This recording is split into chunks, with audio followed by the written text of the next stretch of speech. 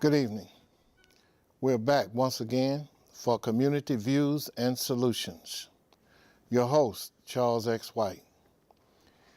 What we're embarking on at this time is a new format to communicate solutions. The difference, the little difference, I mean, it's a big difference, is that we're going to be doing it from a premise of scholarly, professional, practitioners, and community folks base. Some of you may wonder why. Why did we have such flooding? Why do we have such problems that occur and reoccur and reoccur? Well, we're going to get into some answers and solutions to do two things: to provide you, the John Q. Jane Q. citizen, the method and the research to advocate for yourself. You know, a lot of times you go to city council meetings, school board meetings, and they have been so sophisticated to keep the citizen's voice out. Have you been to a meeting where you've been told by the elected official or the speaker that we didn't come here to answer those questions? Or if you have a question, write it down and we'll answer it, and if we don't answer it, we'll get back with you with an answer, but they never get back with you with an answer. Now, right there, I'm going to give you an example of the purpose of this show and the shows to follow. The answer to that is you should rise up in that meeting very polite and respectful, if they allow you to be polite and respectful, and say to them you want the answers to those questions posted on the website. Whatever, but you have to be the one to follow up. You might have 100 people in the room and 100 people agree with you, but you have to be the one to follow up to make sure that those answers are posted on the website. That is one way you can hold your elected officials or the bureaucrats that come from government, holding them accountable. That is one way. So it's an insult for an elected official or a bureaucrat, department head, to come to you as a taxpayer and say you cannot ask a question. Now, I understand the other side of the discussion. The other side of the discussion is people come and they get outraged and they are disruptive, according to the other side, disruptive. However, the premise or the reason they are disruptive is because they came to a meeting 5 years ago and it's about the same thing, and the problem is not solved. So that's just one little example. Hopefully we'll answer some questions today, but today's program is just a little eye-opener of what you're going to get as a series. We're going to have 5 symposiums that will be a group of a professional person, a scholar, or a researcher from a university, a community person, and a practitioner.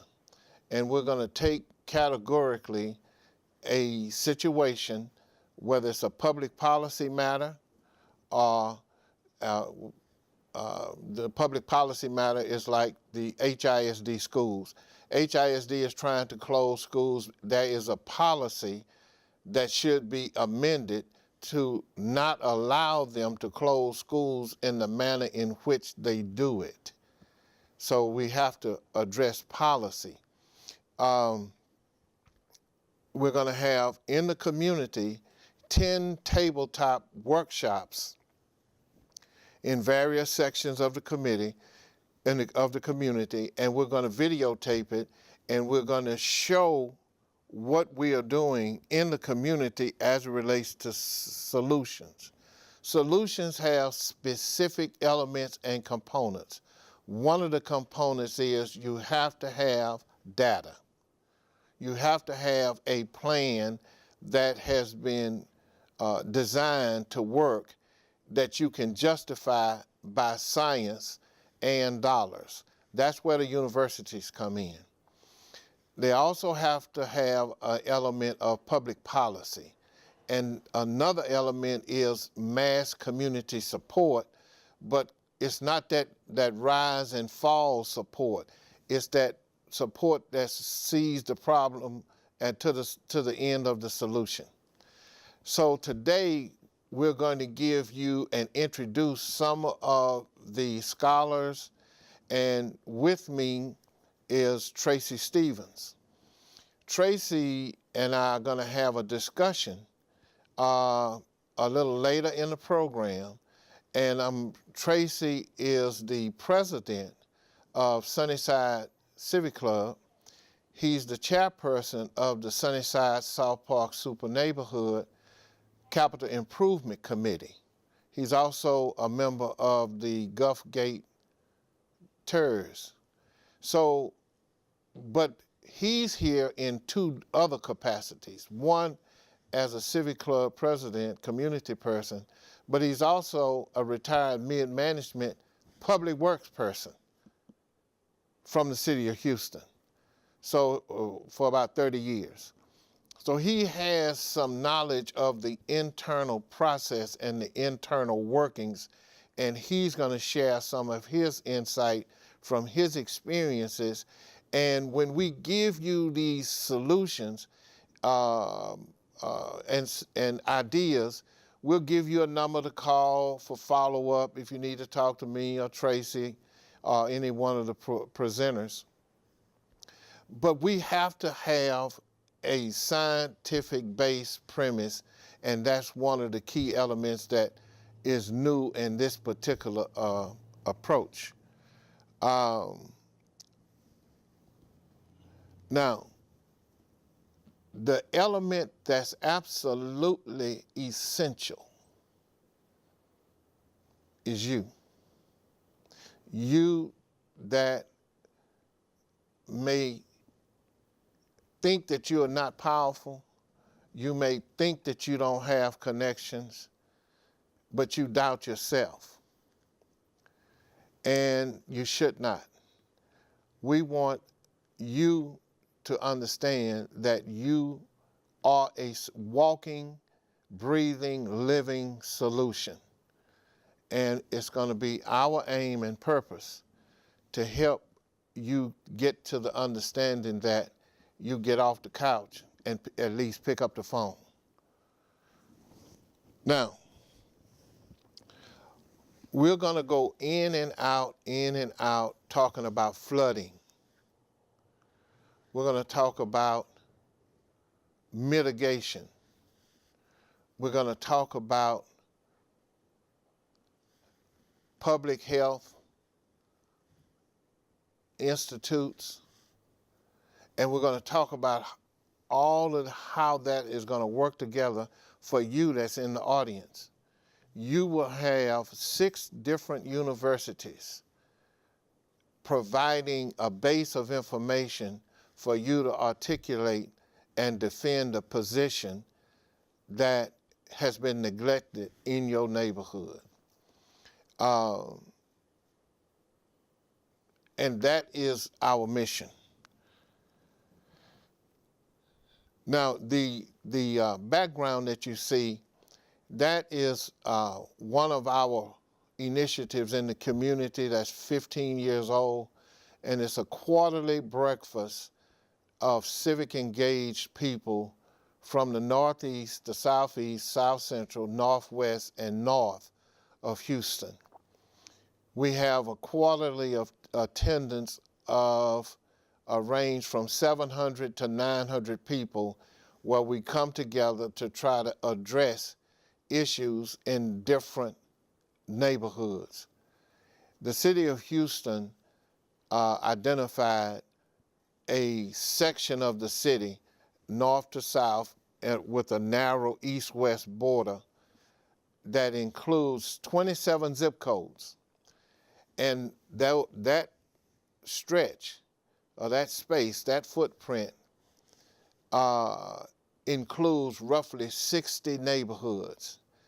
And what we are doing is setting up a handbook, a how-to book for all of those neighborhoods based on what we're doing with this particular initiative that we have here. We're going to do a conference and a field, all-hazard field exercise in May, and a conference in September, and it's going to be for the public. And we're working to, we've had 2 of these before, 2010, 2011, and about 400 people came total to both of them from the community at no charge to them. We had people from different agencies. General Honore, if you looked at the news with the Hurricane Harvey, he was a CNN consultant. General Honore was one of our presenters and speakers at the one in 2011. So we have a host of experts, subject matter experts, and they are there to give this kind of information and training to the citizens. Now, you might say, well, that's the city's job, or that's the county's job. You're right. However, they are missing in action by and large. The city and the county, they do something. And instead of bashing what the city or the county is not doing, we are doing what we see as a niche of service that needs to be provided for the community, to the community, and we'll get a little more into that as we interview and discuss some points with Tracy Stevens. Now, we're going to queue up an introduction. We have 2 professors that's on the team, and they couldn't be here today. So we have an excerpt, a video excerpt of them. They will introduce themselves to you and give you a little background on their work and how they have been working, just a snapshot of what they do across the state of Texas. These are 2 professors. One is Professor Phil Burke, and the other one is Professor Jennifer Horne, and they are from Texas A&M University. Professor Horne is with the School of Public Health, and Professor Burke is the director of the Institute for Sustainable Communities. Mark, do you have that clip? Okay, could you run that clip so we can Hello, meet my our name partners? is Dr. Philip Burke. I'm the director of the Institute for Sustainable Communities at Texas A&M University. We're an institute that spans across campus. We're supported by the colleges of engineering, geosciences, public health, architecture, and Texas A&M Galveston. Our mission is perhaps somewhat different than many other institutes and centers at the university. Our uniqueness is derived from our mission statement. Basically, our mission statement says we do transformative interdisciplinary research. We try to look at real-world problems, but bring in expertise from across campus. The second part of our mission is to do fundamental community engagement. We want the research to address needs of the community. So we like to work at the neighborhood level or in the community level with the people that could be affected by the research in a positive way. The second part of the third aspect of our mission is to give our students who are working on our research projects the experience of actually working with community members, be they students who live in the neighborhood, where they might learn citizen science techniques and data collection and analysis. Or second, we might be working with community organizers, such as Charity Productions or Tejas.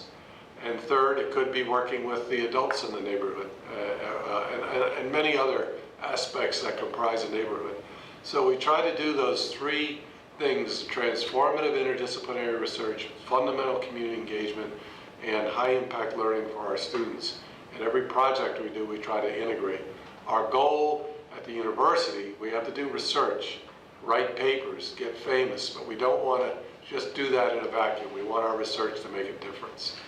And we have a variety of projects, particularly we're very, very busy now after Hurricane Harvey.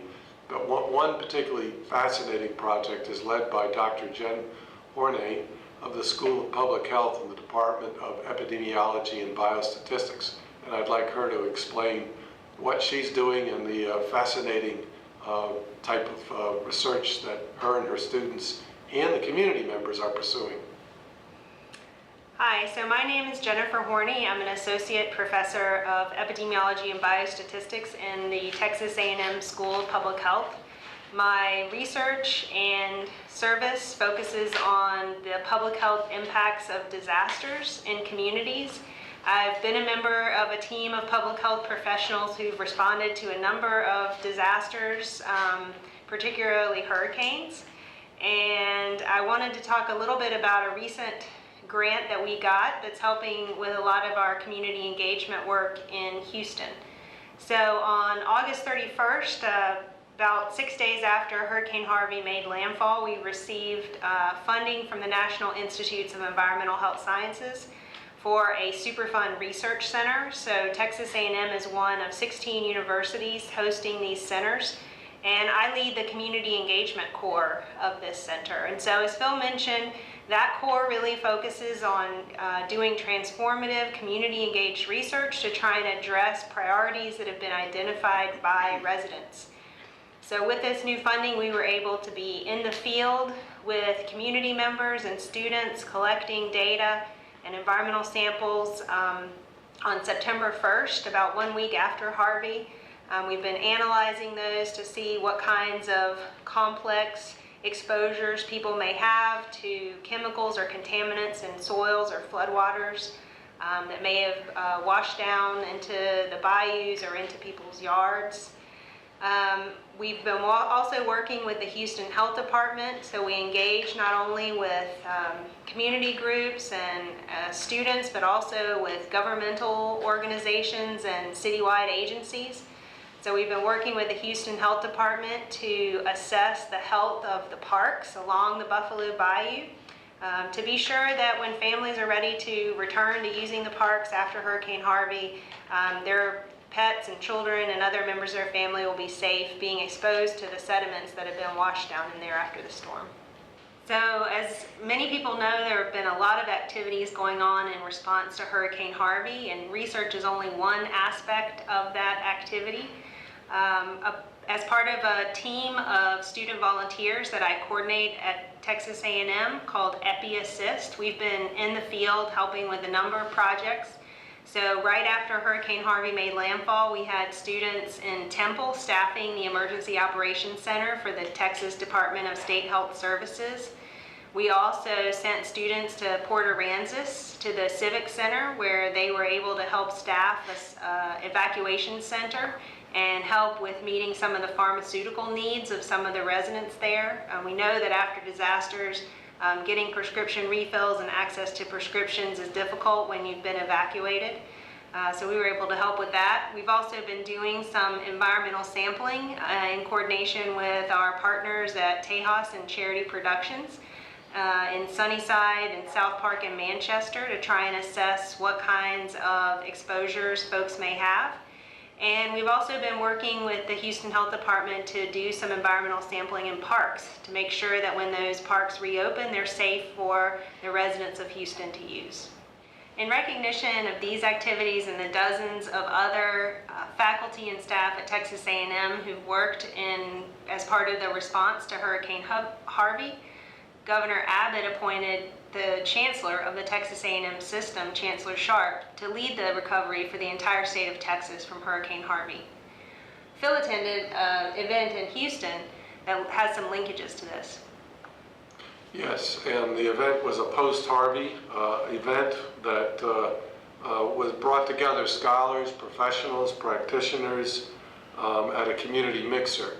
And we also had a variety of universities represented from Sam Houston State, Texas Southern, Prairie View, Rice, and Houston Community College. We are all trying to work together, improve our coordination, and try to advance, in our case, the mission of the Institute for Sustainable Communities to help in the recovery in the Houston area as well as other parts of the Harvey impact zone. What I'd like to do too, as part of that mixer, is mention that we've initiated at the Institute a fellow program. We have faculty fellows and research fellows, but what we've decided to do after the last couple of years is say, look, we need a community partner fellow. And that community partner fellow, it just can't be giving it to anybody. We have to have somebody that's really fundamentally interested in what we do and understands what we do in the university in terms of the research and educational mission, but also can connect us in meaningful ways with the community so that we can engage to best address community needs. And our first fellow was Charles White of Charity Productions, and it was quite a celebration, and he's our first partner, community partner, so we're a community fellow. So we're very proud of that, and we're very proud of Charles and his work with us. I might also add that a recent wonderful outcome of our work in doing research and in community engagement has been several recent awards from the American Society of Landscape Architecture given to our students. The award was at the national level and very competitive, and we're very proud of our students receiving such attention. And we think it's a great representation of integrating research, community engagement, and high-impact learning experiences for our students.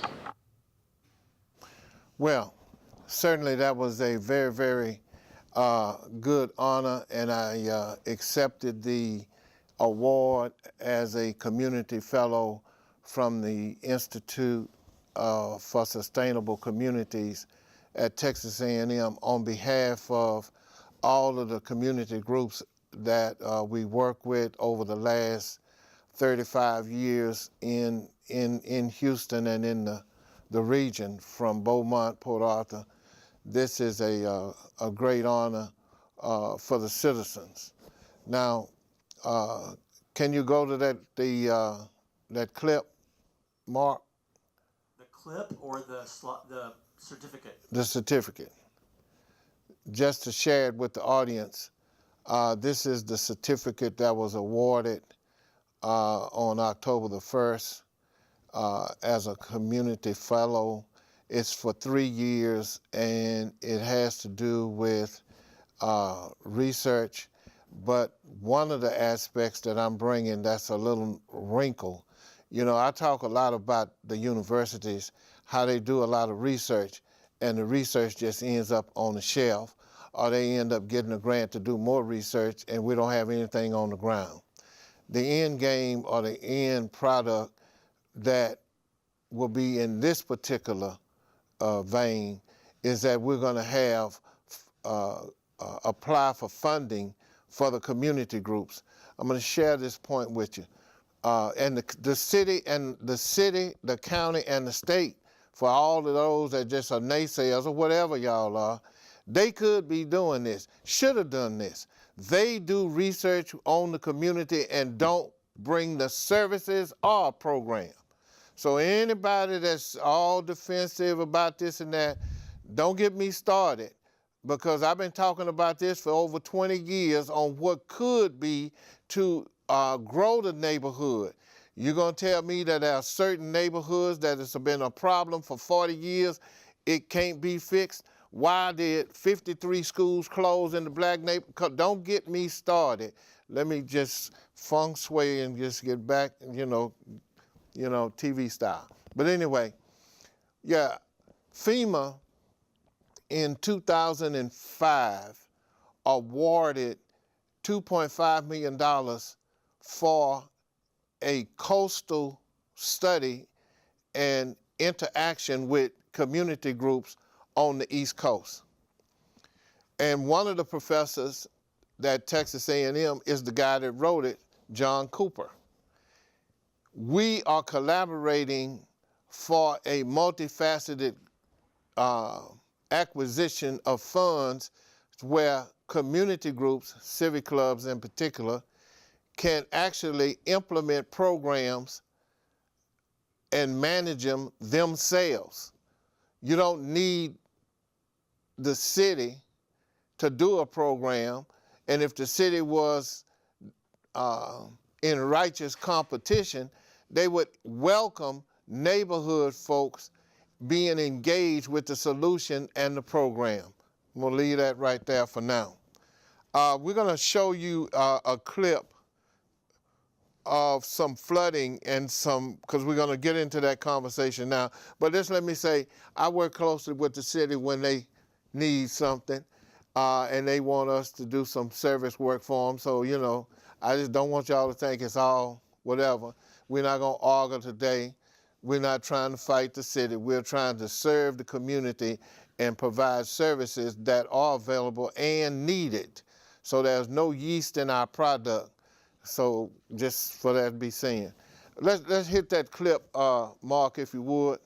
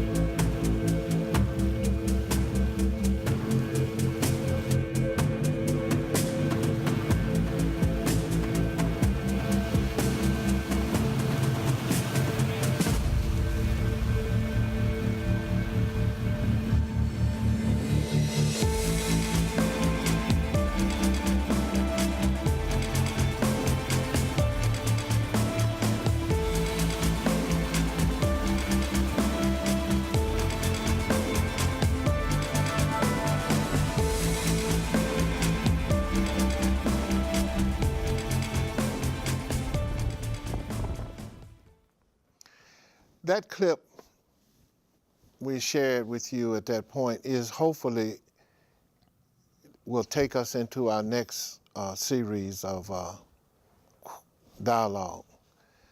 But there are things that can be mitigated. There are things that can be managed when you have a man-made or a natural disaster. And there are some things that you just can't do nothing about. It's just overwhelming. Joining me at the conference table is Tracy Stevens. Tracy is a very, very experienced and knowledgeable guy, and he is my right-hand dictionary, encyclopedia, Wikipedia, internet, you name historian. He's all of that when it comes to public works. He can tell you almost where every pipe is in the ground. That may be over-exaggeration, but I'm trying to make the point. He's a knowledgeable guy. So what I asked Tracy to try and give you today, some examples and some solutions, and the one I want to start with is that we had a meeting several years ago, and it was a brainstorming session with the Civic Club members and presidents, and a question came up about 311. And Tracy, would you give them your explanation and experience about 311? Okay, when the 311 system came online, when the city first implemented, what it basically did was supposed to enhance the tracking system for all of the complaints for the city. But when you call in 311 or email 311, or if you use the 311 app, it gives you what they call a SR number, which is your service request number. That number is to be used by the citizen so they can track their complaint. Now, what the city didn't tell folks at the time, and sometimes they still don't, is that when you go into the system or they respond back to you about your SR number, you may see where they have closed it. Now, that's misleading because what it is that once 311 complaint has been assigned or given to the department that's supposed to actually take care of that request, the number changes. But the city does not give the person that new number. So when they go into the internet or however they want to track the information, they only have that first number, which is going to show that their request has been closed and the work hasn't been done. Now, from my understanding and talking to the city about this problem, the software supposed to be updated to whereas when that number changes and goes to the next department for resolution or getting completed, that number is supposed to also be given to the citizen so they can further track the progress and status of the work. But 311, they haven't done it and it's not working and it hasn't been implemented by the city. Well, okay, so what this means to the listener, if you ever called in 311 and 311 was a massive system put in place to streamline, expedite, and for accountability for you to track your complaint. We have had people to call 311 and it registered that the job was done, and we had to take pictures and email them to 311 to let them know the job had not been done. But you're saying that the tracking number that you get as a citizen, when it goes to that department, it's a different number. The department generates their own number once they get it, which entails it's different from the initial number that you got from 311. So from the time that you first brought that to the attention of the city, have they reconciled it? No. You mean in 2017? No. It's still not reconciled? It's still not reconciled. The system is designed so from your call to end of completion, no matter how many departments changes the number, you're supposed to still be able to track those numbers. The citizens don't get all of the other numbers to follow until completion. So if you've had this occurrence to happen to you, then now you know why it happened to you. And what we need you to do is call 311 or call the mayor's office.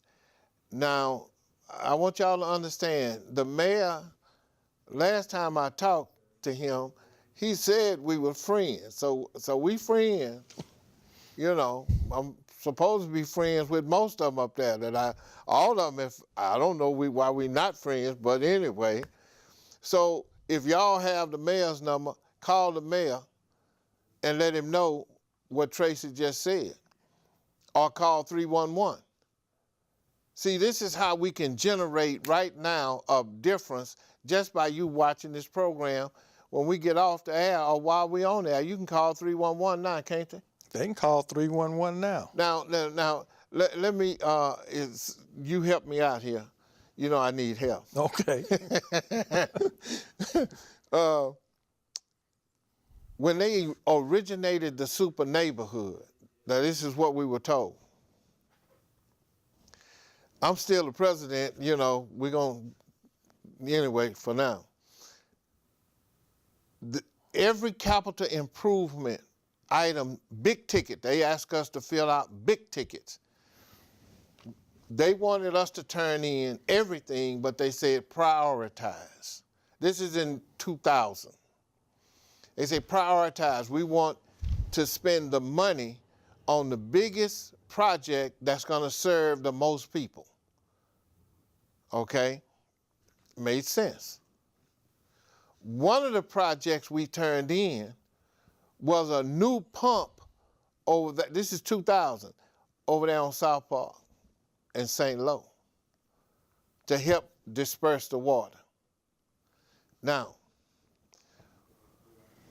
so my question to you is, and now is the Super Neighborhood Action Plan still active? And this is our chairperson. Now Tracy is our chairperson. I'm asking a rhetorical question, but I just want to get it on camera, you know. The city call it the SNAP, Super Neighborhood Action Plan. Okay. That plan program has been totally gutted to almost nothing, no teeth. Now, about 5 years ago, when the public works director was changed, some of the deputy directors came in, it was changed, and what they did, they said, no, we no longer gonna do that. So they start gutting it. Now, like Charles said, some of the big ticket items that we used to get done, the answer to those are, we'll look at it, we'll see what we can do as funding permits. Now, they used to send out a matrix every year to let us know what we could turn in and what we couldn't turn in.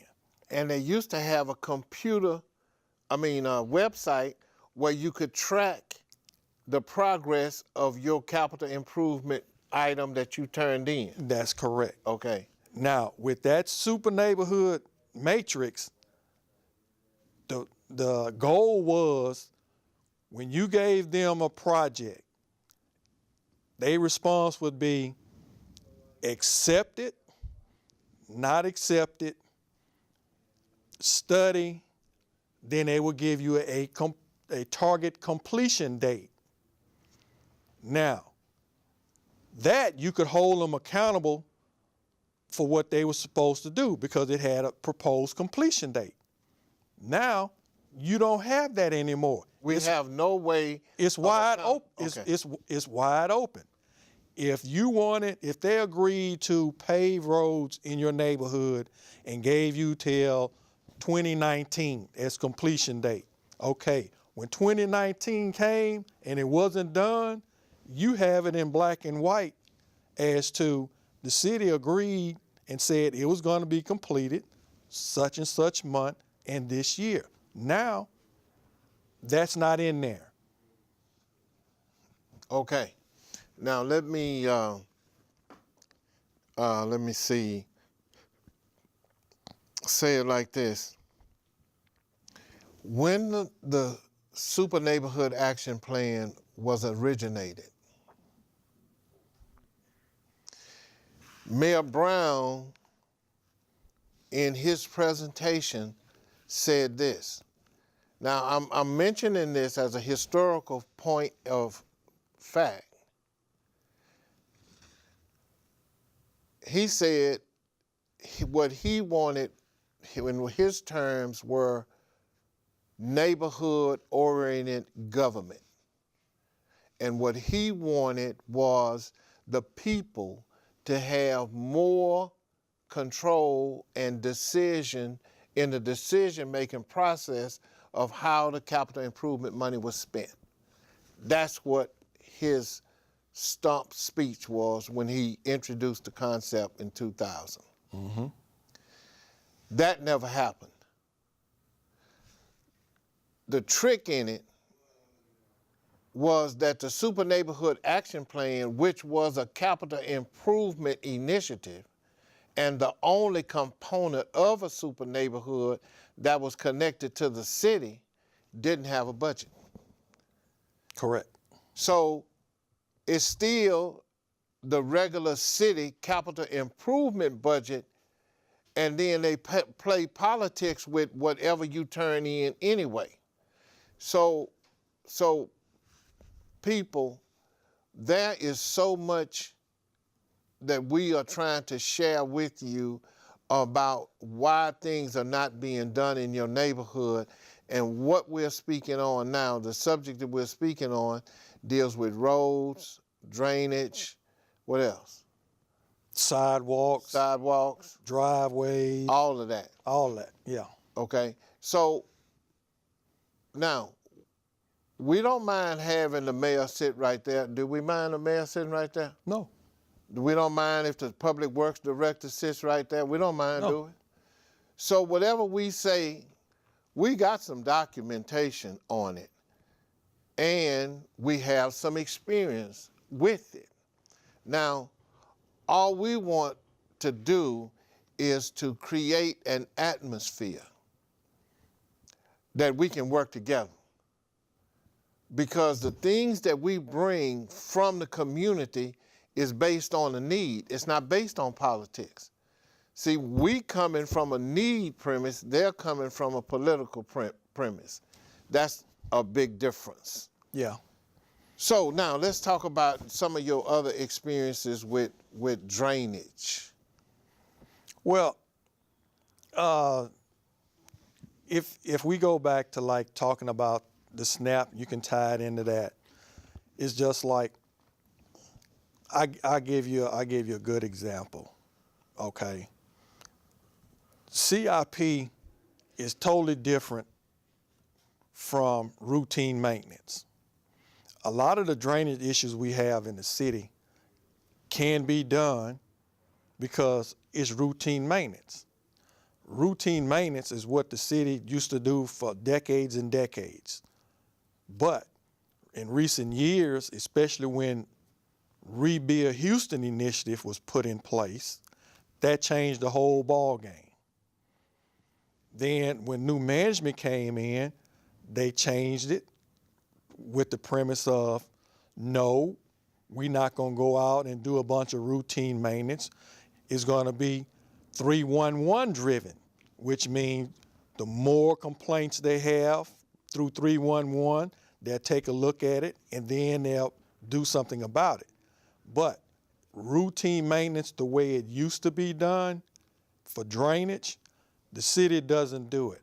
I've been out looking at drainage in my community, some of the other communities, some of them, there has been no drainage done in those communities for 20 years. Now, the city has neglected drainage in a community for 20 years.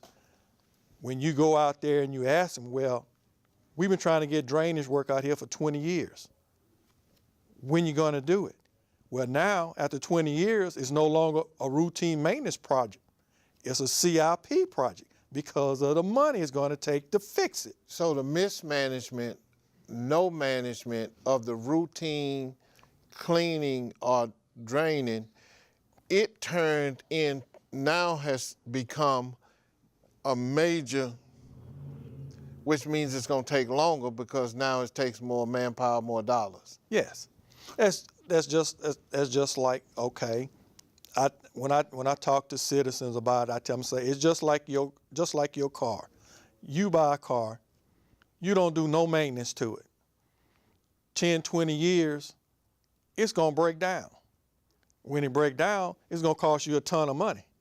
Whereas if you had did routine maintenance throughout the years, you wouldn't have that big end problem, and you probably still had your car. But there have been neighborhoods, they still have neighborhoods now, like I say, if the city had been doing routine maintenance throughout the years, it wouldn't be like it is now, in which now it's a capital improvement project. It would tell you, oh, this is bigger than what we normally do. What you normally used to do, you still not doing it. So now it's a CIP, so now you gotta have the project accepted by the city for the project, and then you have to wait to see if the city wanna fund the project. So it still may not get funded for another 10 or 15 years, even though they already know that they've done nothing in the past 20 years. Wow. So, do you remember the story? I don't know if it was you or Travis, but on the routine maintenance, the city comes out, digs, cleans out the ditch. And I think it was you, and the ditch is about 6 feet deep now, and the city said we can't do that because, and the city is the one that created the problem. You remember that? Yeah, Tell the audience, you know, how, the completion of that story. okay, generally, when I was there, the way we used to When do, you were working when for I was public- when I was working for Public Works, when we did drainage, Okay.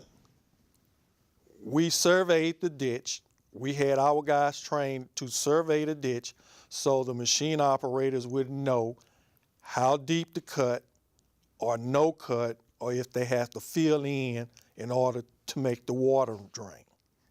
Now, the city sends out crews. They don't have surveyors. They eyeball it. They don't survey it or have a surveyor there in order to make sure that they cut the ditch so the water will drain. The other thing they do, you may have a complaint in front of your house, but in order to drain the water from your house to where it needs to go, which may be 2 blocks down the street, the city will not cut from your house the entire 2 blocks. They'll cut in front of your house to basically try and move the water from your house because you was the one complaining, and leave the rest of the 2 blocks alone. But that's not solving the problem. You moving the water from one address in front of another address. Well, let me ask you this, and feel free to call in. I see the number is up now. If you have a question that with Public Works, when do you think that there was a major quality service shift from the surveyors doing the things where it's graded right, where it can run down to the drain? And when did the service level stop? What year was that? About? I think that happened after 2003, or either it was before. I want to say it was after, because we used to have, I know, 5, 6 surveyors in our drainage ditching department. Now, when the city did that big layoff, got rid of a bunch of Public Works folks that was in street and drainage, all of that service went down. All of it. From drainage to streets to potholes, all of it, straight down. Now, let me say this for the audience. You have to have, when you go through certain neighborhoods, you see certain conditions. Those conditions were not abracadabra. They didn't just there. It was because something was done or not done to create that problem. And more times than not, it's not the citizen that created the problem.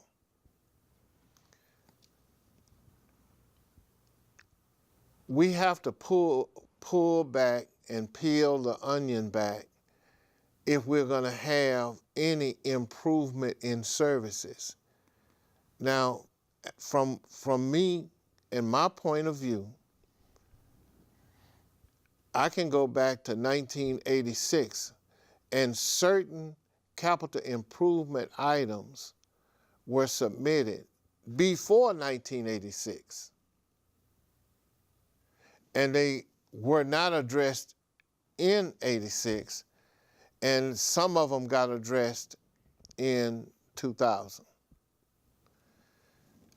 One of the reasons that happens is because we don't advocate. We don't know, or we might be afraid that the person on the other end is more knowledgeable. Sometimes that person on the end doesn't have a clue. They're there to answer the phone and provide information, and outside of that information, they don't have it. So, as a citizen, what would you say would be the number one or two action items that a citizen living in an area would need to do to improve the service? You already identified that the 311 tracking system is not coordinated. So if a citizen calls and says the job was done, then the citizen needs to, and the job is not done, the citizen needs to be consistent and persistent in making sure that the operator knows it.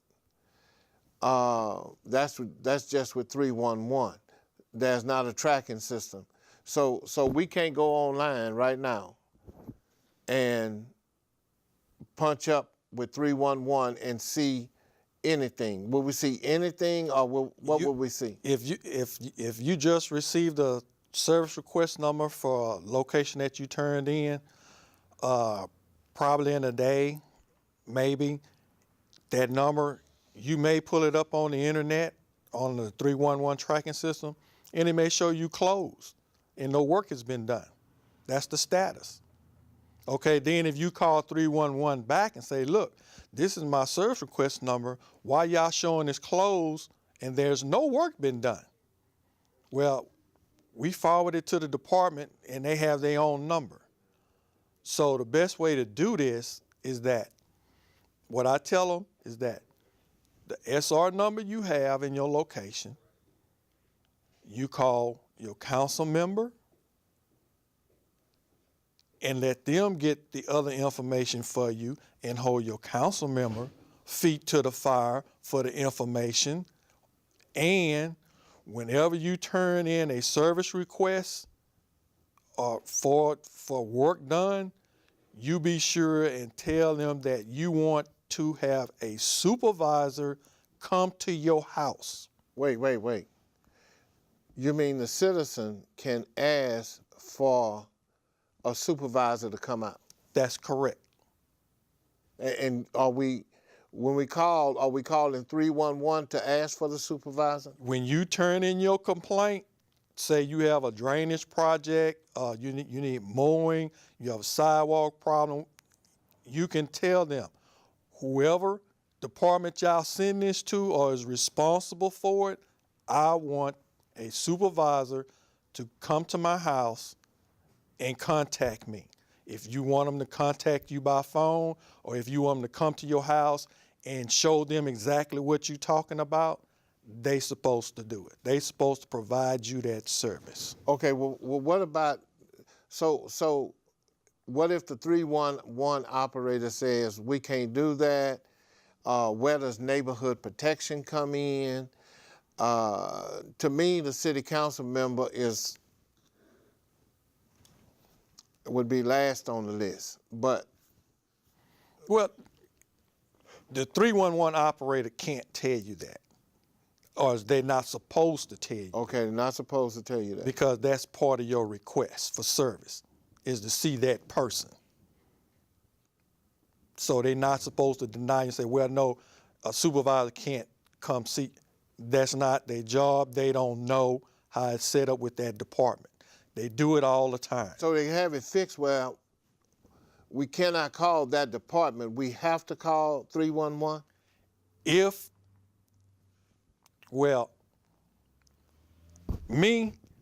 I basically know where everything is going when I send it. So I know where it's going. The average citizen don't know. If you have a drainage project, then they would say, we turn it over to the drainage department. Then that's it. If they give you that much information.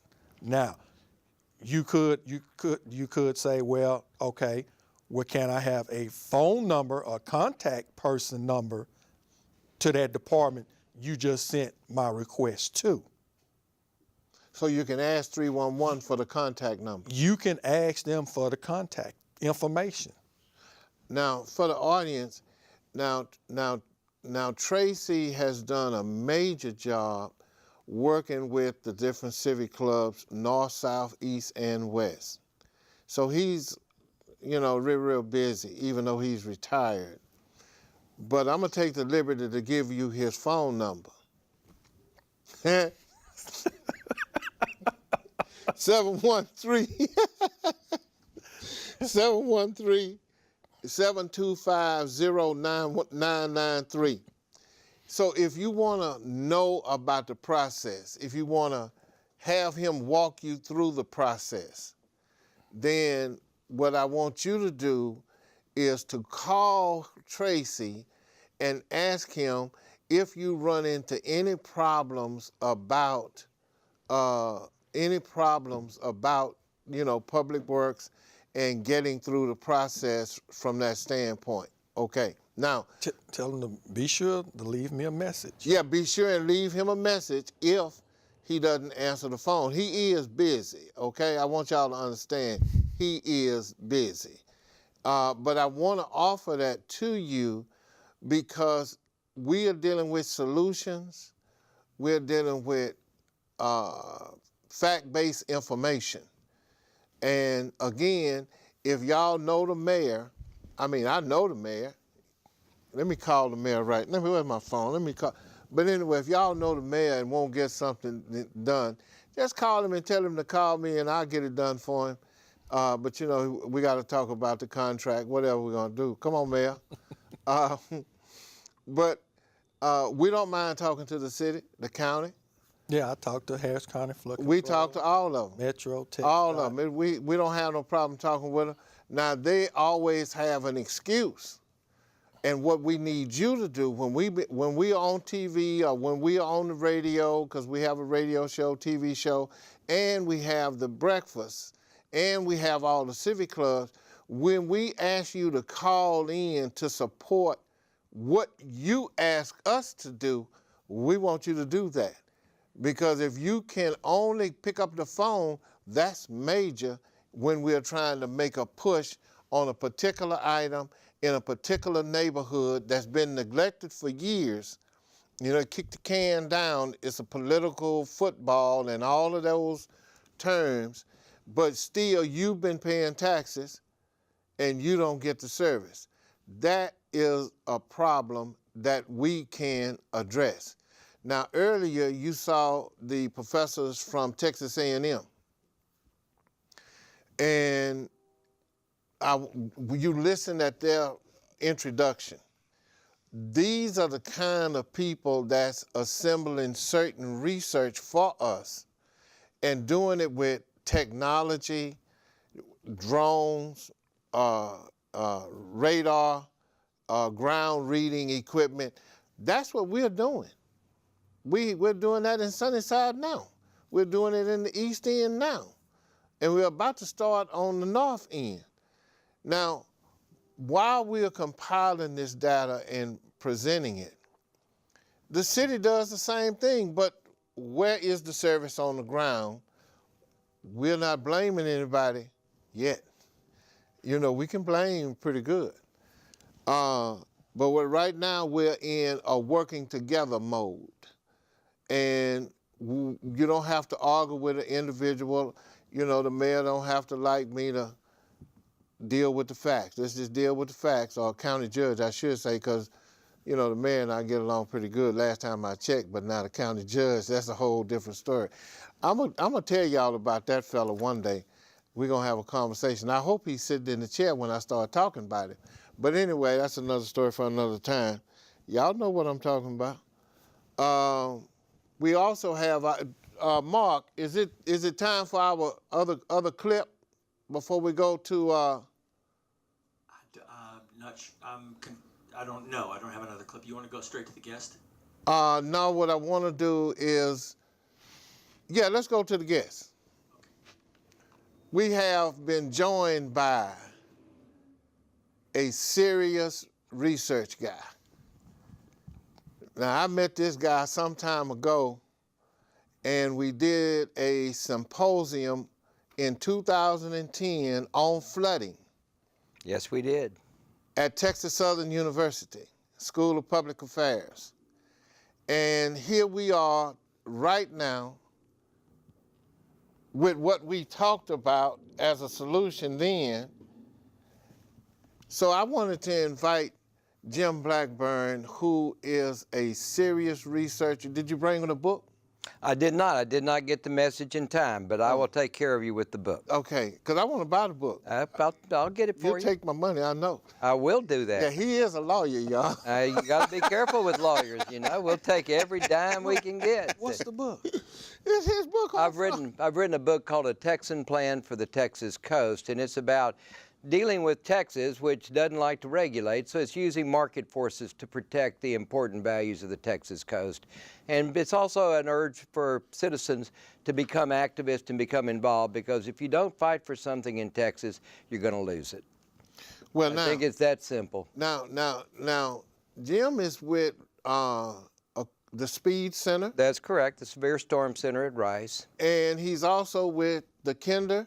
You do Well, work for them? No, I mean, we do work primarily for Houston Endowment, but we're part of a group that has been pulled together by Kinder, Houston Endowment, and the Mitchell Foundation, and they're getting a bunch of researchers that are working in Houston to come together to share information, to share data, and hopefully to help develop some decent plans. Well, now, I mean, you know, so what about that plan the judge was talking about, since I just got through talking about the judge?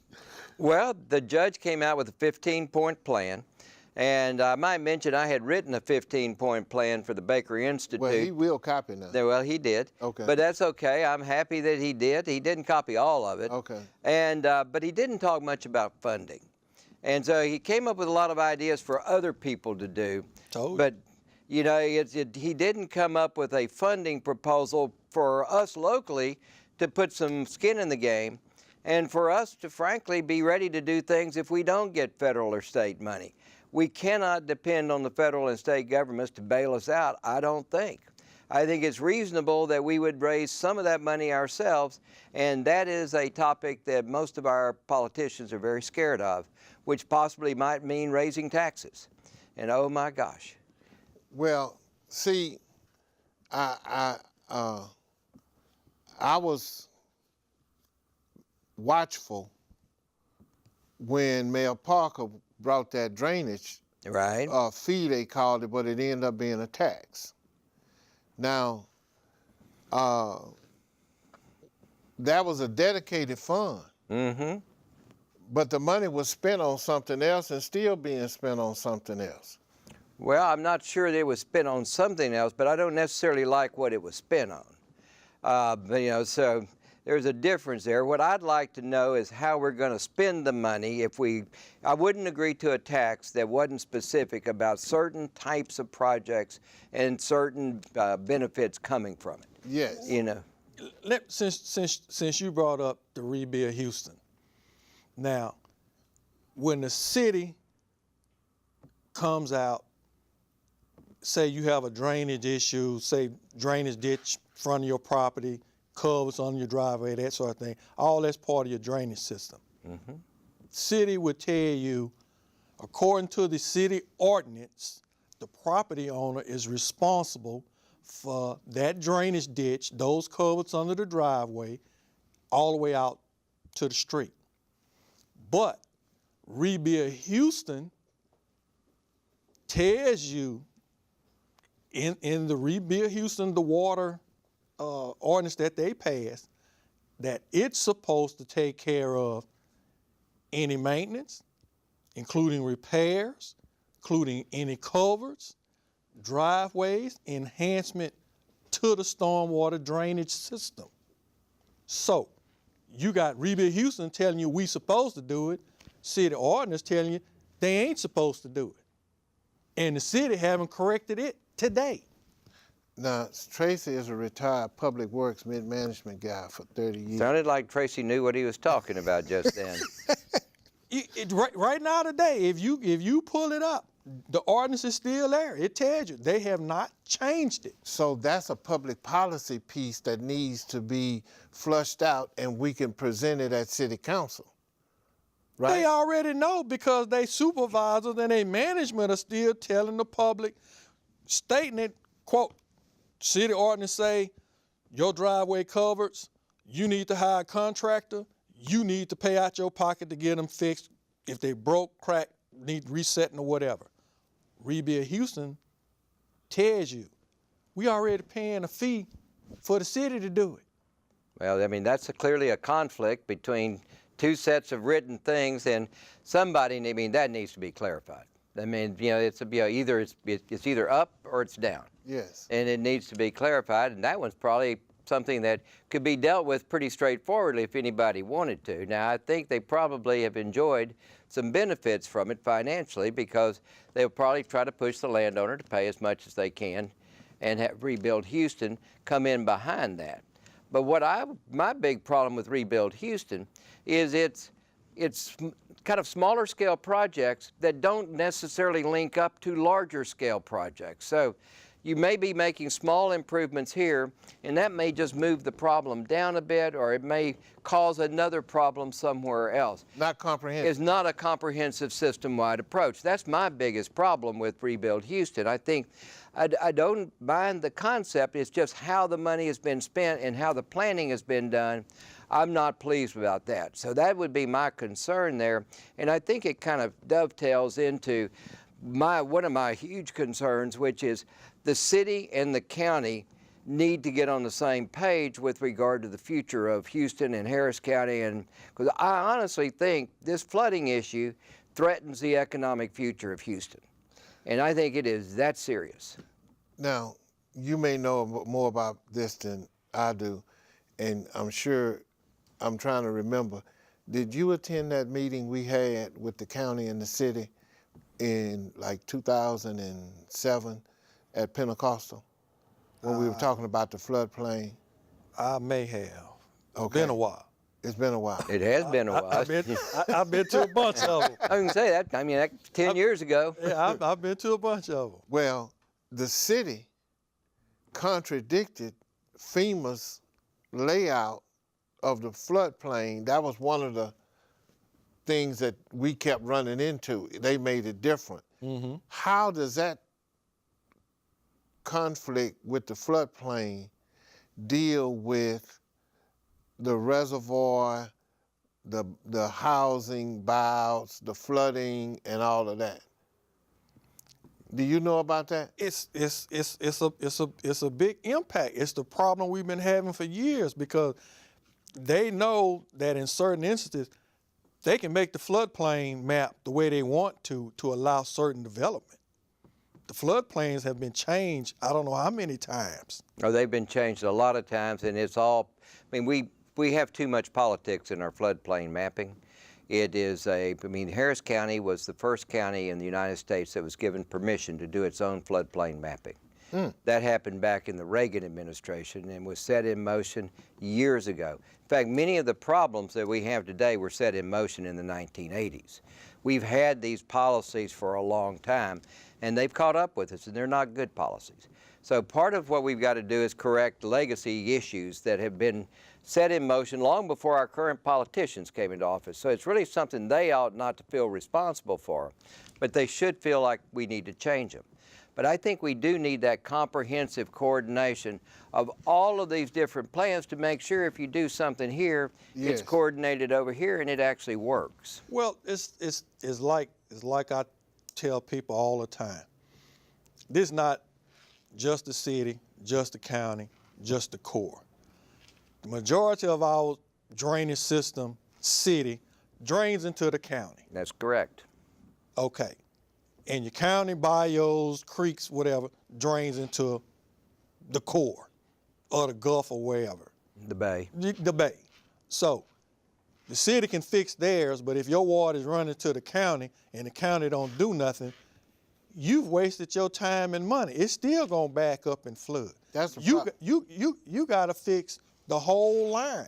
But on the other hand, if the county either cannot or has no plans to fix something, the city ought not to go put bigger lines in where they can't go anywhere. I mean, that's my frustration is they're sort of building things that they know won't actually get to the bayou.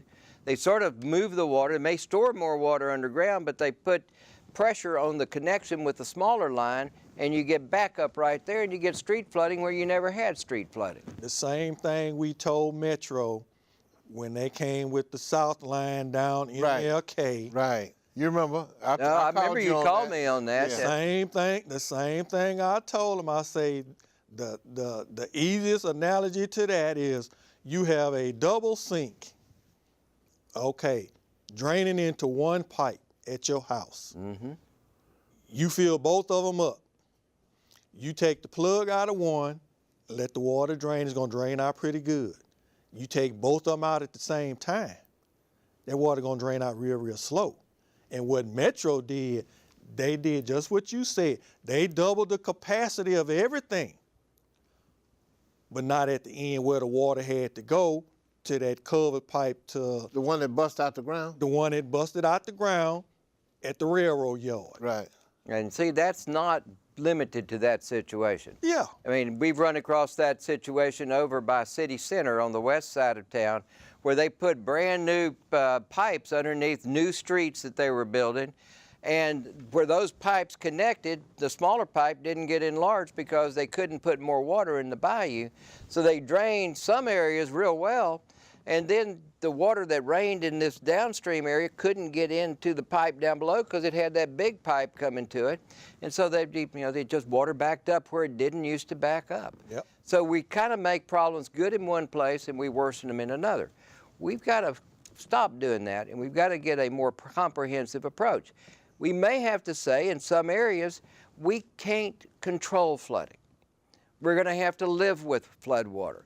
We may have to buy out some areas to create more space because, frankly, putting it underground in a pipe that connects to another pipe that's too little doesn't help us. Under street detention. Well, let me ask you this, because in some of the research I did, that the Barker Reservoir Yeah, was after the 1935 flood. that's correct. So when we hear politicians talking to us about mitigation and they are going to fix it, using that as a premise, and from 35 to 2001, there have been like 10 major floods in Houston. Right, but now Addicks and Barker were designed to protect downtown Houston. Well, but I'm saying it was an indicator Right. that a comprehensive job should have come in. Couldn't agree with you more. Okay, Bob Eccles, we was at a meeting with him. He said that Houston is like a bowl, and the water has to just sit. It just sits. And ever since I heard him say that, my question is, when they have these detention ponds, is it any way that new pipe can be put in strategic areas, since you know, when they had all these vacant lots in the areas that flood a lot? Could they have combined some of those lots, ran new pipes to a street to a detention pond, or that's not real, or? Well, I mean, I think you can do a lot of things like that. I think we have bought out a lot of houses on White Oak Bayou. I think we bought out houses on Greens and Halls. We bought out a few on Braves. The idea ultimately is those areas that have been bought out, if you evacuate those, then you can begin to sculpt out the bayou, you can put extra capacity in. If you can get it in the right locations, you can put off-channel storage and divert water when the peak flood is really, really high and use that to shave the peak off. There's a lot of things you can do, but we have to be transparent about a buyout policy. We have to be open about the fact that we probably can't control flooding. I'll call it the Harris County Flood Management District rather than the Flood Control District, because I think all of our engineers feel like they have to maintain this sort of macho image of controlling things, and you're not going to control 42 inches of rain in 4 days. Okay, let me say this. Okay, now, the city recently purchased the golf course off of Antoine. That's what I heard. They did. Yes. They're going to make it detention. It's going to be a park-like detention, like the same one they have off of Parker Road in Jensen. Now, all that area over there, Harris County Flood Control bought it, cleared it out. They making parkland detention, which is great. Now, the other problem was that off of Braves Bayou, there's another golf course Yep. that they say, nope, you're not going to buy it, we're not going to sell it to you. That would be a perfect detention, Oh, it's perfect. perfect for that area. But they won't go after them to get it. What about the one on Mesa, that park that they tried to buy about 6 years ago? That's not going to help on Braves. I think you got to look at each of the bayous. But what Tracy's saying is absolutely right. That particular golf course is located perfectly. Yeah. And you know, I mean, I'm in favor of using condemnation if we need to do what we need to do to get the property to do this right. Eminent domain? Eminent domain, absolutely. Now that's again something our politicians go, ah! But I mean, frankly, we need to take a lot of steps. I mean, we are in a crisis situation, and we need to use the full power of government to solve some of this, and we use market forces to solve others. Now, they could use eminent domain or say they sold it to them, the golf course. Okay. You can build it for the detention and still use it. And still use it. But maybe not as a golf course, though.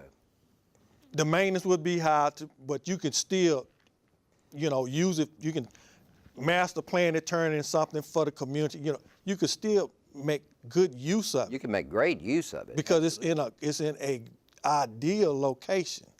Now, the other question that I have asked in the past is that with all of this rain, like even back to Allison, how many of our watersheds, bayous, actually all flooded at the same time? During Allison, it was mainly on the east side of town. The northeast. Northeast and the east side. And we really have never had a storm like Harvey that hit the whole region with as much water as Harvey did. But Harvey didn't hit the south side. But it didn't hit the south side as bad, and also it didn't dump that much rain in a 24-hour period. It dumped a lot of rain over a 4-day period. So we had problems with Addicks and Barker we really never quite seen before, because those are multi-day reservoirs. I think we've had individual storms that generated more water down some of our bayous than Harvey did at any one time. But our small bayous went up during Harvey, and then they came back down, and then more rain came, and they went back up and down. And then some of our areas never drained. But Harvey, as bad as it wasn't necessarily the worst case on any of our bayous. And the other thing that I've asked in the past is why Harris County Flood Control never considers moving water from out of one watershed to another. That's saying, like, why water couldn't be moved from Braves Bayou to Sims Bayou And you got to relieve it. You got lots of issues with those things. Now, that one raises red flags for me because you got equity issues. See? Who's getting the water?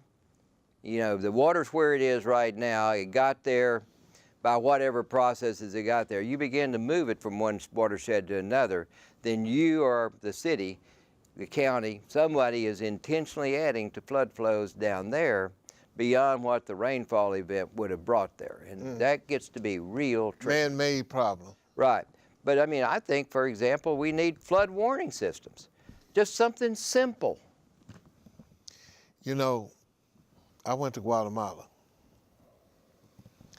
for the specific purpose to see their emergency management plan. Yeah. And I was interested to figure out what kind of system do you have for the people up in the mountains, for the mudslides and all of that. Right. They have a lighting system. Flashlights. And when the water gets to a light will come on. And it'll come on in the command center and it goes off over wherever up in the mountains.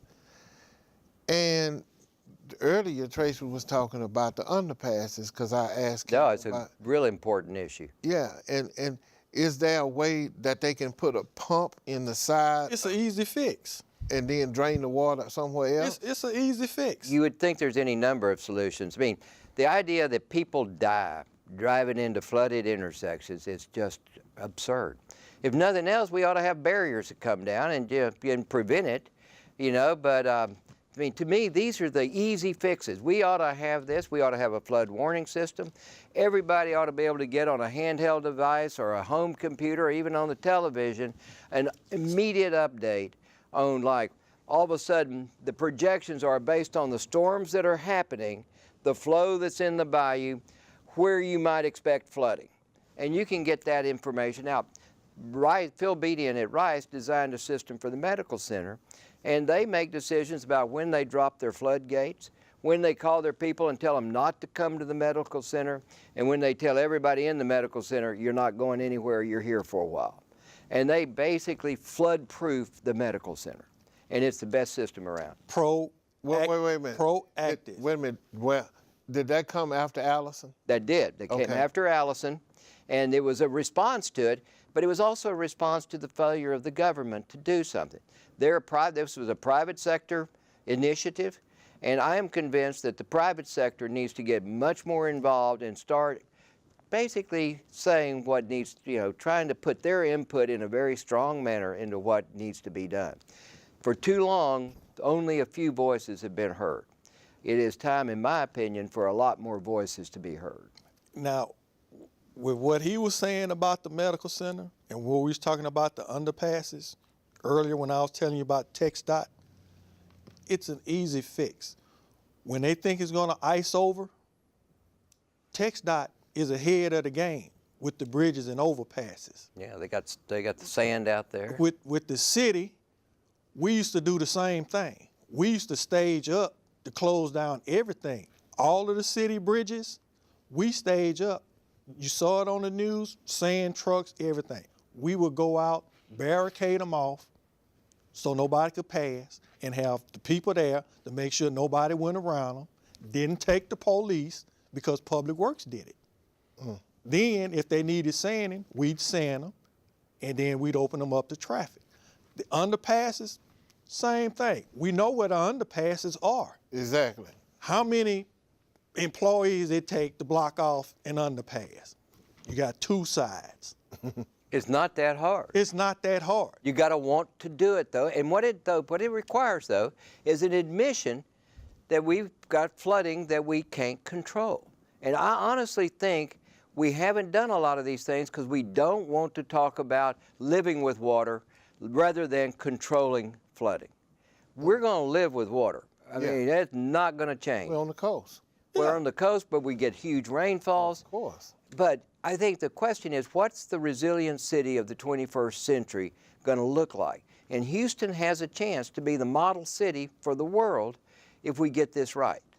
If we don't get this right, we're going to be the example of really economic decline that comes with failure to address these issues. Well, what are you what are you forecasting or you foresee about the Addicks-Barker Reservoir? Is it gonna?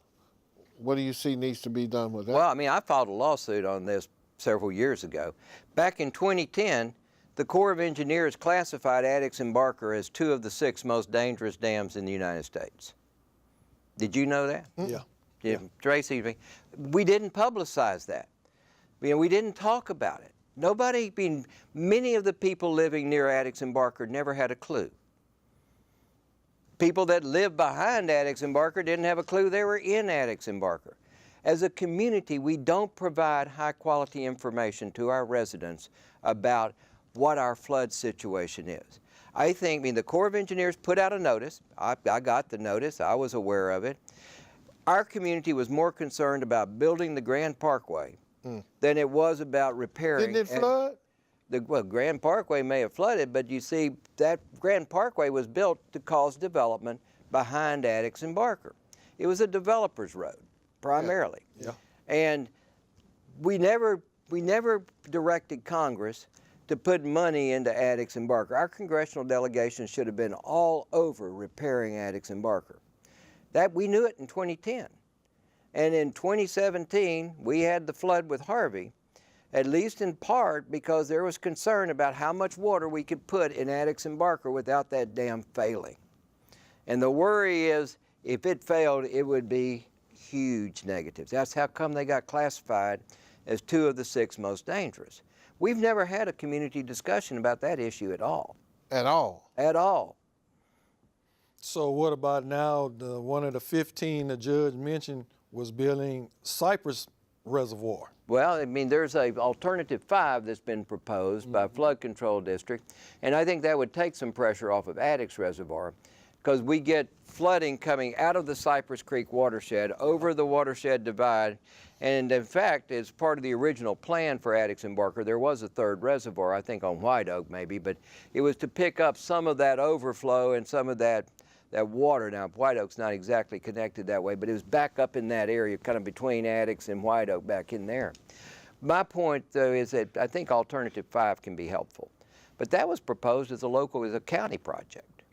And the county is now saying, federal government, you build it.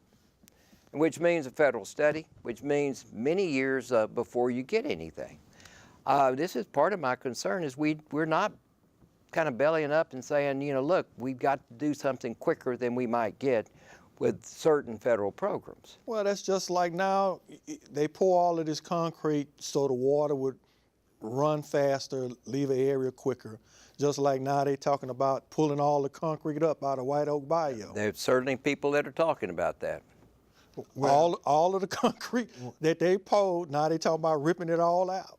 Now Metro, when they did MLK, one of the issues that we brought to their attention, that they didn't do the traffic mitigation study before they laid all that concrete. It's a similar problem.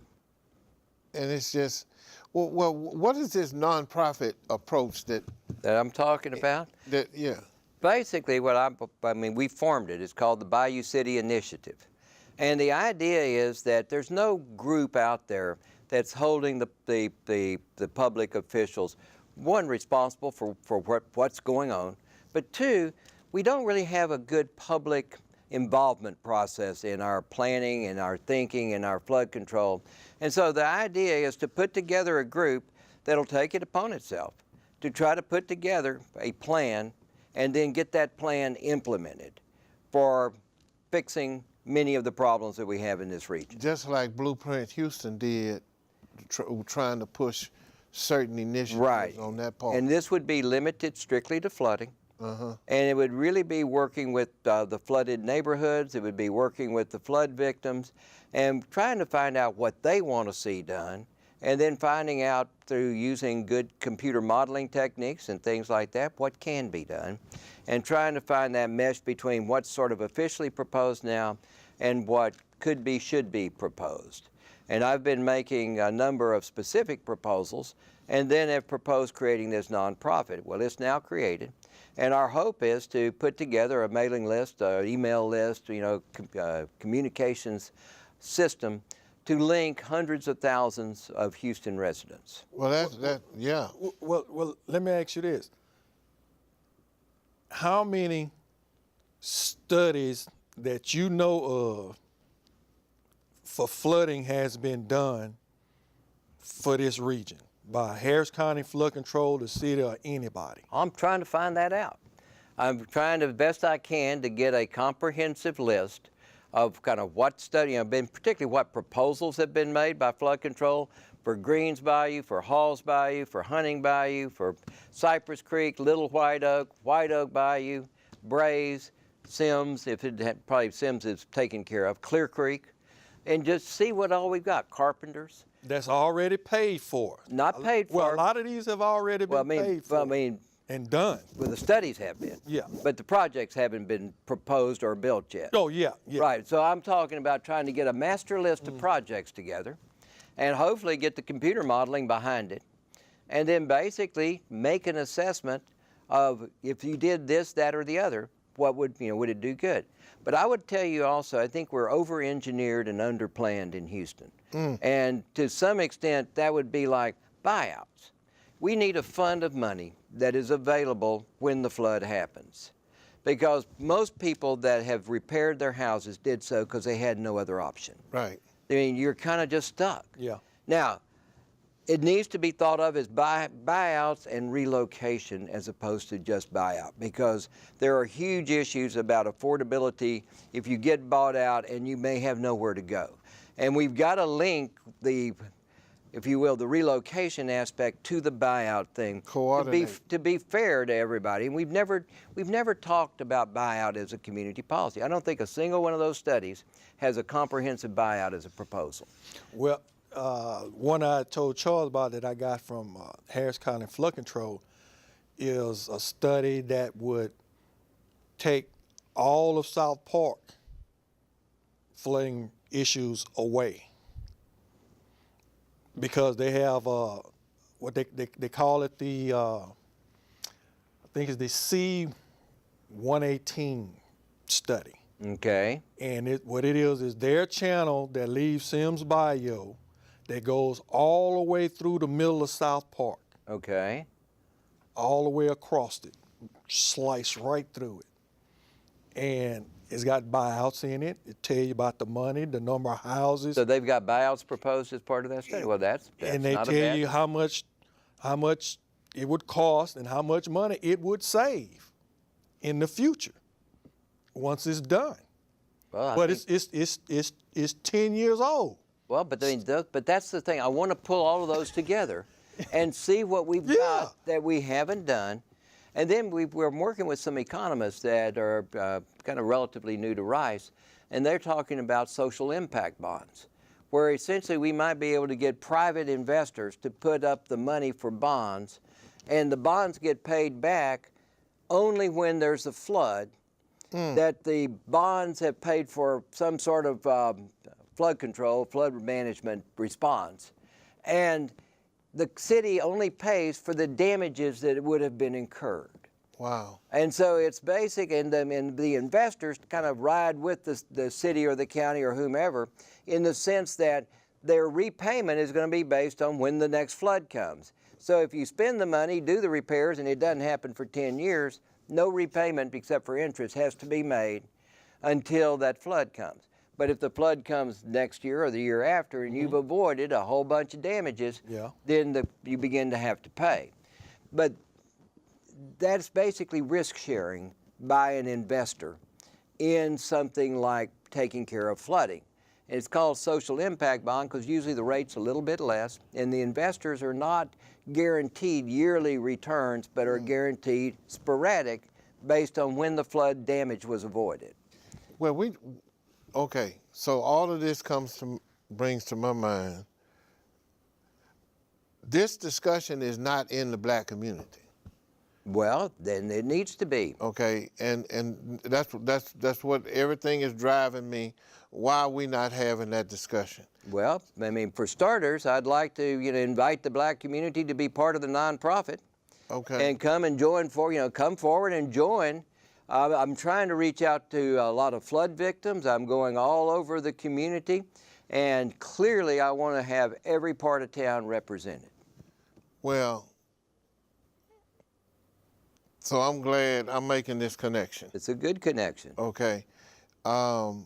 We need to find several megaphones in the community that we can get the folks in the room to understand what is the benefit and what's the push. Well, and I think that that's where we all need to get our heads together and figure out what the best way to do that is. Yeah.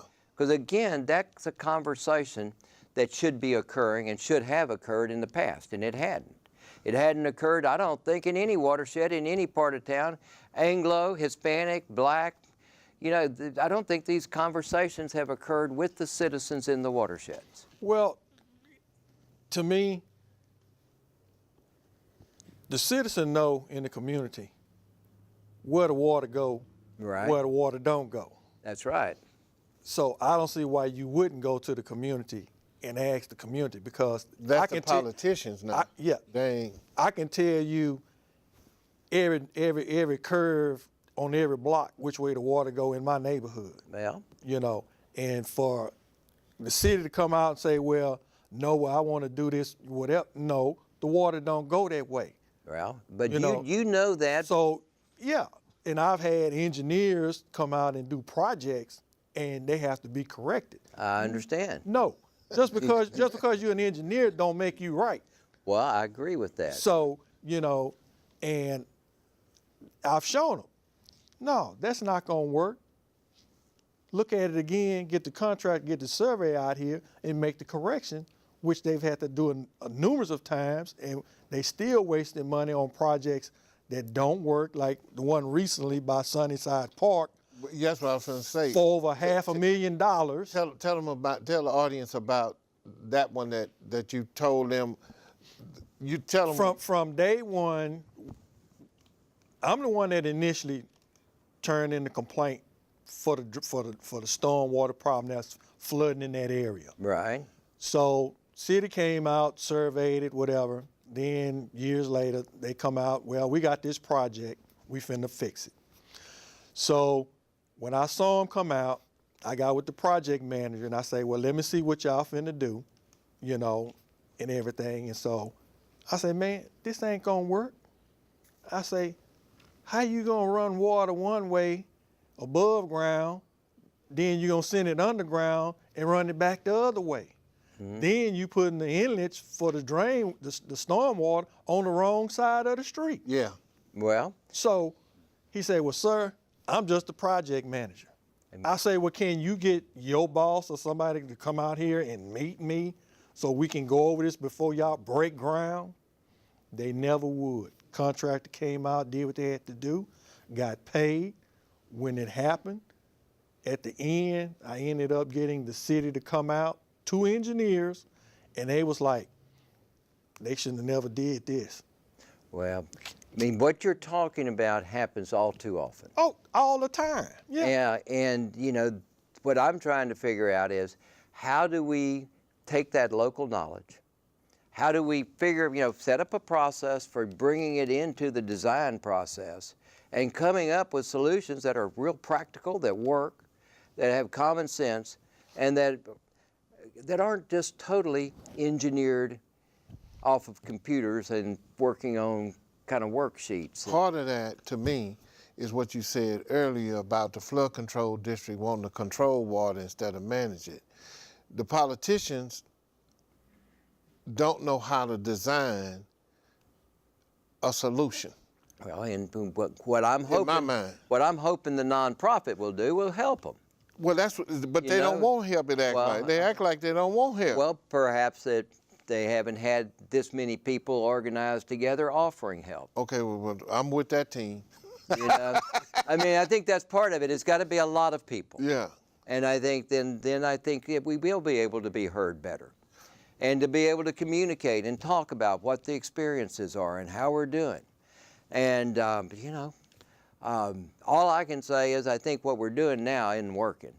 Well, and a lot of that the reason to why it's not working is because we not doing, well, when I say we, I say county and the city is not doing what they used to do in the past for as routine maintaining the system.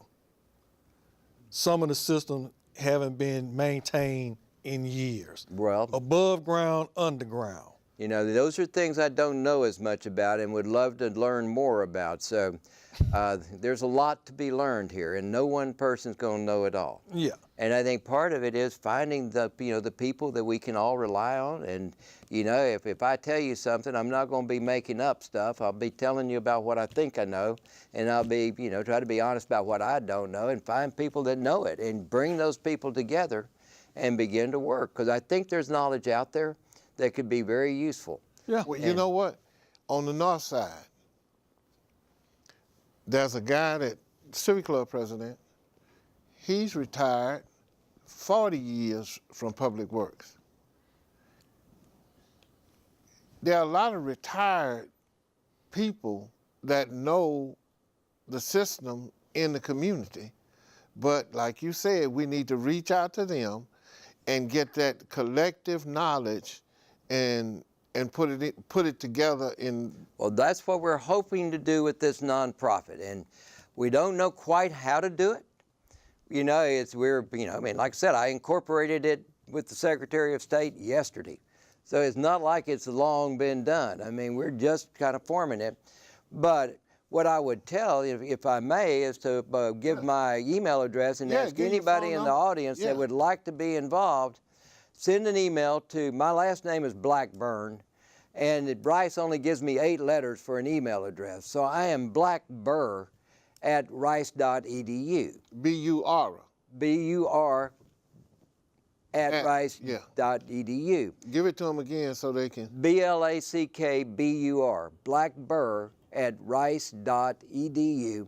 If you'd like to be on the mailing list to get find information about when we're meeting, I don't know how many people are going to express interest and want to come to meetings. I don't know how big a room we're going to need to have, but we're going to start with who comes, and I think we'll have a lot of people by the first of the year. Good. And what we'll do is we'll start talking it up. Now, you may have to come make a presentation.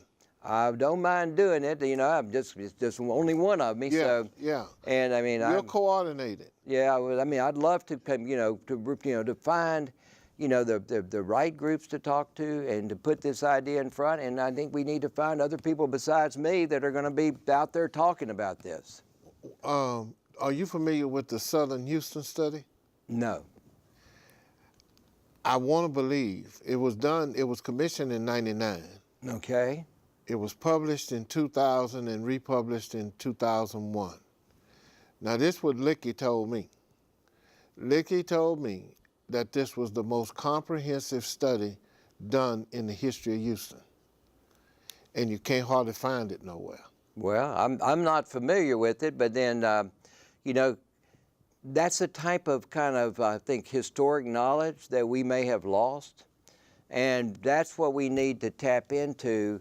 I mean, I know people that were working at city planning. You worked with Public Works, Tracy. I think that there's a lot of people that were involved and know things and know about documents, issues, concepts that we ought to be bringing forward. I think the other piece of it is we need to open up ourselves to new ideas. Correct. Oh, that's key right there.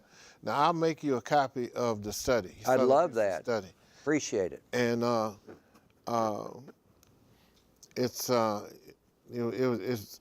I think it'll add some information value in the geographic layout, because to me, it was the base of what they did with super neighborhoods. Well, I'd be happy to take a look Yeah. at it. And Yeah. Now, so give out your mailing address. I'm gonna give out your phone number again. Well, give them my email. Okay. Well, you give out your email address. It's all small letters, txstepHens@gmail.com. txstepHens@gmail.com. T.X. Stevens. TX Stevens, just like Texas Stevens At gmail.com. at gmail.com. And Jim, give them your email address again. It's BLACKBUR, Blackburr, at rice.edu. And I just invite anybody that'd like to be on the mailing list. I mean, we're going to put together hopefully a good kind of email service list that would have a lot of good update information, and hopefully we will be able to come up with some good plans and good ideas. And I certainly want to know who wants to be involved. I'll be talking to you two. Mark, can you put the phone number up there and let's see if we'll get a caller in for either Tracy, myself, or Jim? Now, wait a minute. Did I understand right? You are an engineer as well, right? Well, I have a master's in environmental science. Environmental science. But okay. I took the engineering courses. I just never sat for the PE. Oh, okay. But I'm not an engineer in a legal official sense. But that's okay. You took the classes. I have a pretty good understanding of a lot of the engineering principles. Yeah, and see, what we need is we need that because at the beginning of the program, what I say, and I want you to come on my radio show too, or call in. Be happy to do that. Is that this is fact-based. Oh, absolutely. And see, I'm co-director of the Severe Storm Center at Rice. Yeah. And I'm working with some of the best hydrologists around. And, you know, I have access to some first-class computer modelers that can run our own stream analysis. We can say if you put a detention pond here, if you buy that golf course on Brays Bayou, if you buy out these houses, if you build Project Brays, what does the floodplain look like, right? Oh gosh, I forget the name of it. Is it Brayburn? That's what I was thinking. That sounds right. There's one that Country Place? Yeah, I think it's Brayburn is the one, but I was just looking at it a map an hour ago, and Phil Beatty at Rice had pointed it out. So, but I don't want to call out the wrong name, so I don't want to give out bad information. What would be the ideal thing if Mayor Turner was looking, Mayor?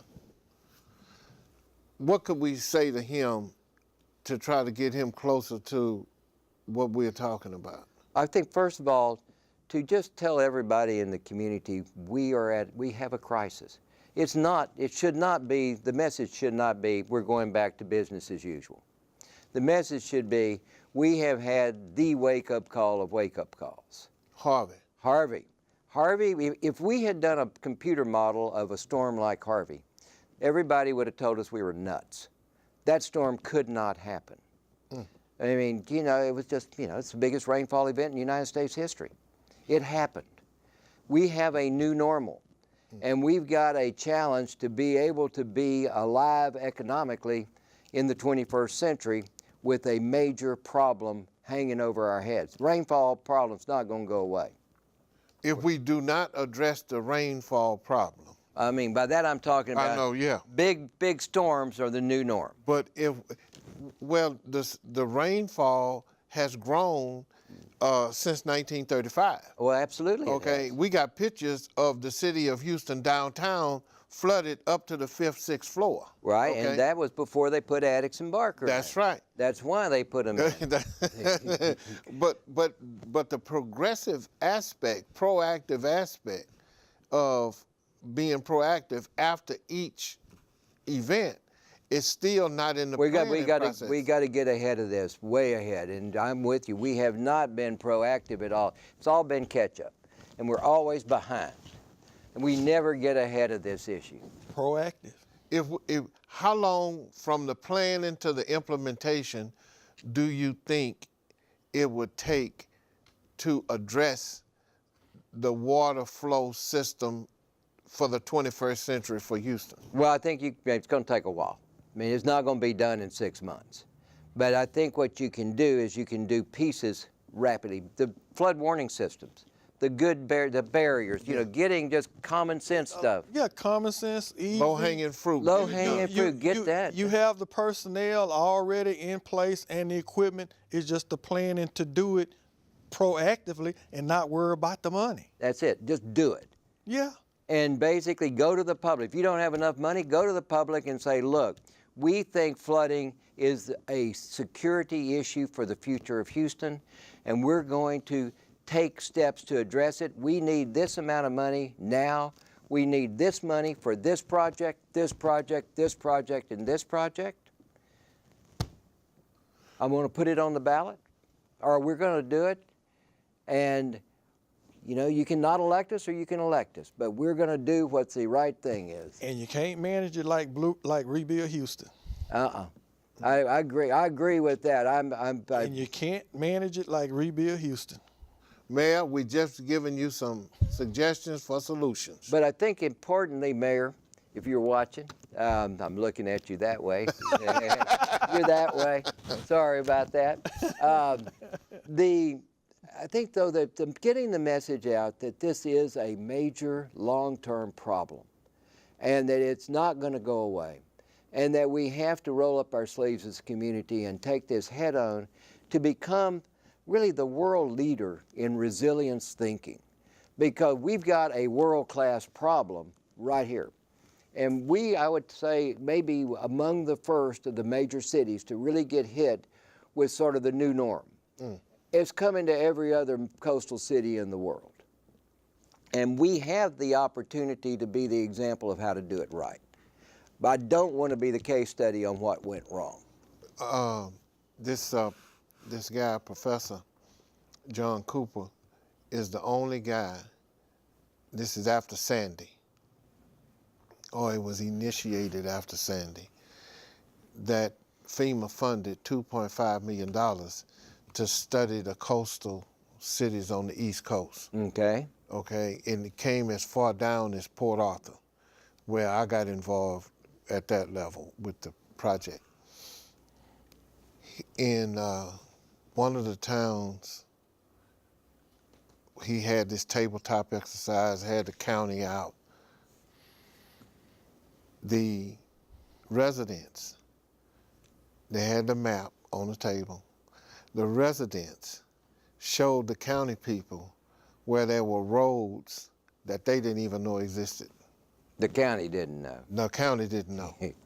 So that local knowledge, that community knowledge, and that combination of institutional knowledge, it has to work. And I think that it's been a missing piece, because I think, again, we do so much of it with paper studies and with looking at computer models and looking at all the technical stuff, but not going out and finding out just what the people think, what they want, and what they know. And I think that's the piece. I'm in the work and the teaching I'm doing at Rice, I'm trying to teach my students about using the public in the design process. And I think it's the thing that engineers do almost the worst of all, because it's very hard, I think, to feel comfortable asking people's opinions and working with people. I've been an attorney working with citizens that are mad about things for a long time. And the one thing I've learned is to trust the citizens. I think that citizens' knowledge, I think the citizens' acumen, their ability to think through these issues is much better than most politicians and most engineers think it is. But we need to ask people. We've got to go to people. We've got to make it easy for people to participate. And we don't do that. I'm gonna ask you, go ahead. Let me add to that. The other thing that most don't do is that if you're not an engineer, I don't need to listen to you. Well, there's that. You know, and you have those that hire the engineers. Well, he's an engineer, he's got a degree, he's got a PE, but you don't. But I'm the one that's there or been there that knows what worked. Well, there's that aspect. The other, But you know, that's a barrier. Yeah, that's their go. That's their go-to. well, they hold that up there. But now here's the interesting thing You got to get that one with the engineer and the other one that knows how it works and has been working for years. That's what we're talking about. Yeah, that's what we're talking about, pulling it together. But a lot of times they're not willing to do that. Well, I hear you. They're going to need to become willing to do They're it. not willing to do Yeah, well, I think that can be changed. But now, you know, Should be changed, You know, yeah. the only thing about engineering, the most interesting thing to me about engineers in Texas is if you look at the Code of Engineering Ethics, the regulations about engineering ethics, the number one duty of the engineer is to the public, not to the client, to the public. Now that's different than lawyers.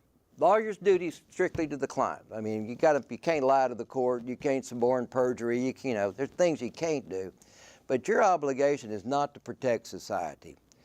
I mean, if you're a criminal lawyer, you're not hired to protect society. You're hired to get somebody off. Right. Yeah. Or at least try to defend them as best you can. Yeah.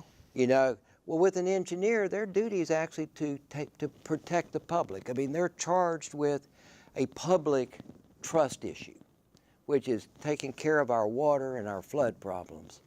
And I don't think we talk enough about that. And so that I would throw that back the other way. That goes back to that engineer that's holding themselves up as the gold standard. Yeah. Let me ask you Have you this. read your professional ethics duty lately? Yeah, but he signs my check. Well, that's right, and that's where the conflict comes in. But no one is out there reminding them that the public is who they're supposed to be protecting. Yeah. And that's kind of what that nonprofit's going to do. Well, we're down to 2 minutes, but I want to ask you this one question. In 1967, one of the urban legends that we were told in industrial ed drafting, I know you don't know nothing about that. 1967, I wasn't around, no. We were told that the way sidewalks were laid is that the engineer would watch how the path people would walk, and then they'd come lay a sidewalk. I'm just going to the point about you saying talking to the people. And, Right. I don't know if that's true, but that was an urban legend in class. That's a wonderful legend. Okay. I would tell you that not a lot of the engineers I know today are actually making that inquiry. And I mean, if you look at these Rice campus, it seems like we didn't put the sidewalks where the students want to walk. Well, okay. So there's always, but again, I think some of it is trying to bring order. Well, we're going to close this segment out of Community Views and Solutions. We thank you for joining us, and Mark is going to play that last clip if he has it. We'll be back with the 6 universities, the professionals, the practitioners, and the community offering you solutions. And don't forget to email Tracy and Jim, and you can call me, maybe. And thank you for having me. Oh, no. I appreciate it. Yeah, thank you too. Yeah, I'm thanking y'all made the show. Well, this was a real pleasure. Tracy is nice.